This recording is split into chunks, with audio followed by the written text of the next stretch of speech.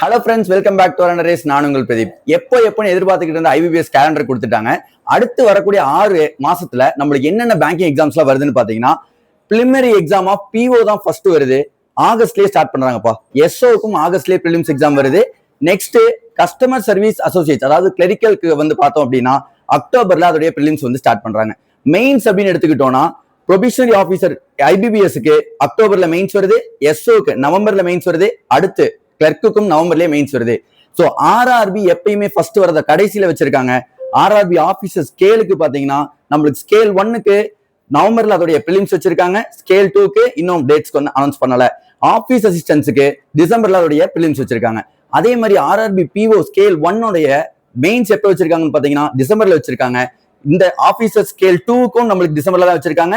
But office assistance mains மட்டும் February 1, 2026 வரைக்கும் நம்மளுக்கு எக்ஸ்டெண்ட் பண்ணிருக்காங்க.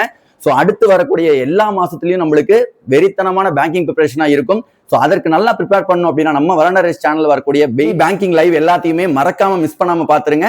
இதே மாதிரியான ஃபர்தர் அப்டேட்ஸ் தெரியணும் அப்படின்னா நம்ம சேனலை மறக்காம சப்ஸ்கிரைப் பண்ணி வச்சுக்கோங்க. தேங்க்யூ.